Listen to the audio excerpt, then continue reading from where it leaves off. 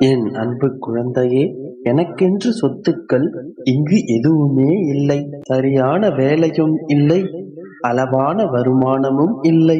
கடன்கள் அனைத்தையும் தீர்க்க வேண்டும் என்ற ஆவல் மட்டுமே இருக்கின்றது. அதற்கான வழிமுறைகள் எதுவும் என்னிடத்தில் இப்போது இல்லை.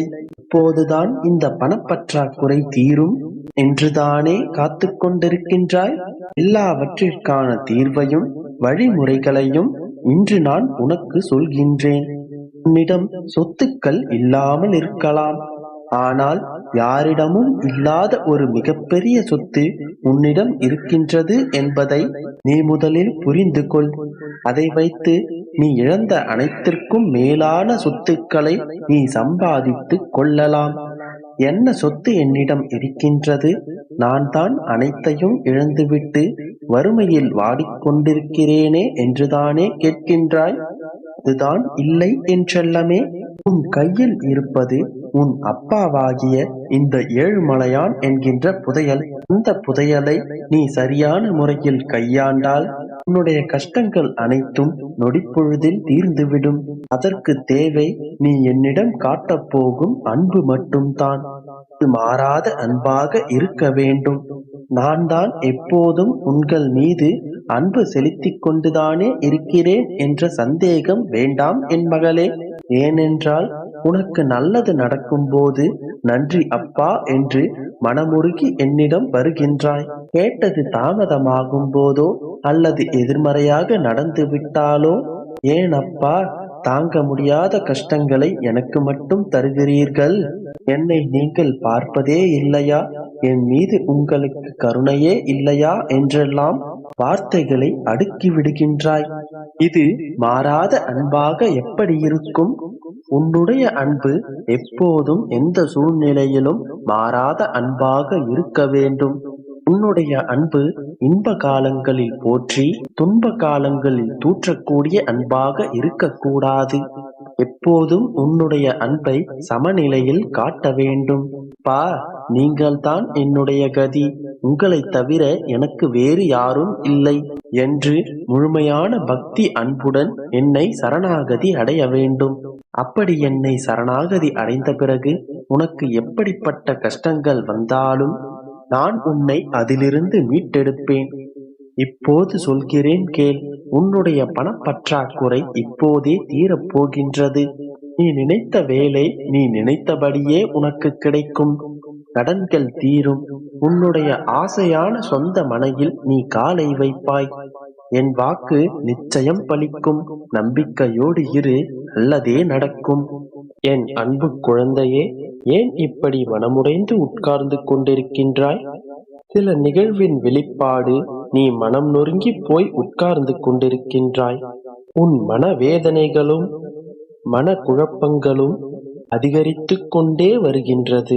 முன்பெல்லாம் இது எனக்கு வேண்டும், செய்து கொடுங்கள் அப்பா என்று என்னிடம் கேட்பாய். பின்பு ஒரு கட்டத்தில் என் அப்பா எனக்கு செய்து வைப்பார் என்று நம்பிக்கையோடு இருப்பாய். ஆனால் இப்பொழுதோ காலங்கள் செல்ல செல்ல லேசாய் மனம் தளர்ந்து உட்கார்ந்து கொண்டிருக்கின்றாய். நம்பிக்கை வீணாகாது அல்லவா? காலங்களும் நேரங்களும் இவ்வளவு வேகமாக கடந்து கொண்டு வருகின்றதே, ஏதேனும் தவறாக நடந்து விடுமா?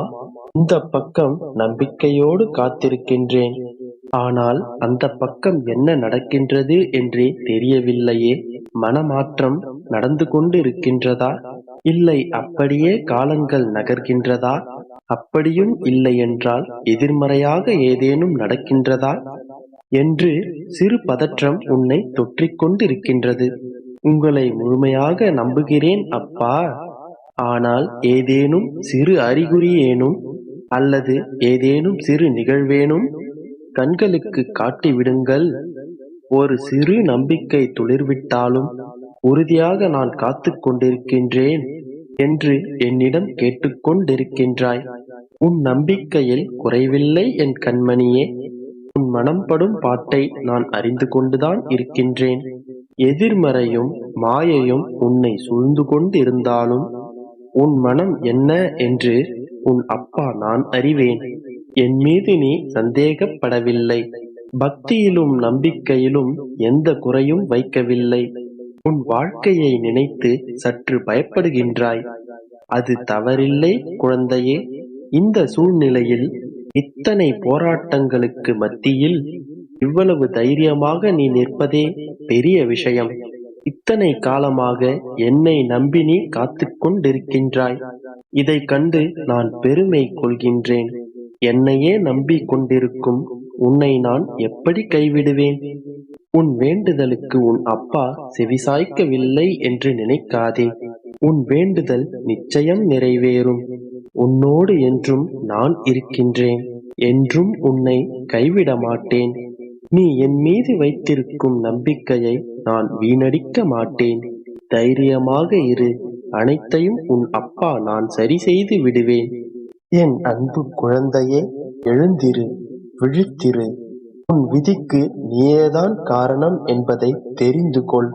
உன் எதிர்காலத்தை நீயே உருவாக்கு. இன்று எதுவெல்லாம் வேண்டும் என்று பிடிவாதமாக இருக்கின்றாயோ, ஒரு நாள் அவை அனைத்தையும் வேண்டாம் என்று சொல்ல வைக்கும் இந்த வாழ்க்கை. எப்பொழுதும் பின்னோக்கி பார்க்காமல் எப்பொழுதும் முன்னோக்கி நீ எதை செய்ய விரும்புகிறாயோ அதையே பார். நீ முன்னேறுவது உறுதி. என் குழந்தையே, உன் அமைதியில் எத்தனை மனக்குமுறல்கள் இருக்கின்றது என்பது எனக்கு தெரியும். ஒன்றை மட்டும் நன்றாக புரிந்து கொள்.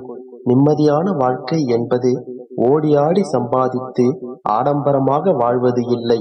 இருப்பதை வைத்து நோய் நொடி இல்லாமல் சந்தோஷமாக வாழ்வதுதான் நிம்மதியான வாழ்க்கை.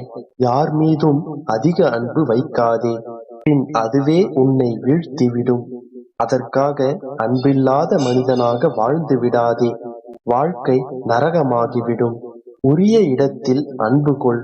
வாழ்க்கை செழிக்கும். இல்லையேல் எதிலும் நீ நினைத்ததை செய். அதற்காக நீ நினைப்பது அனைத்தும் சரி என்று எண்ணிவிடாதே.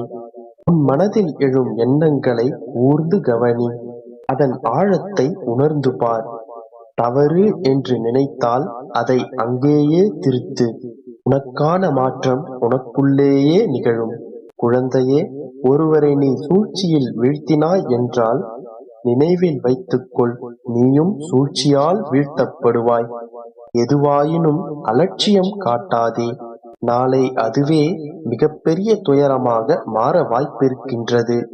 என் அன்பு குழந்தையே, கடந்த காலத்தை உன்னால் மாற்றவோ அழிக்கவோ திருத்தவோ முடியாது என்பதை நன்றாக புரிந்து கொள்.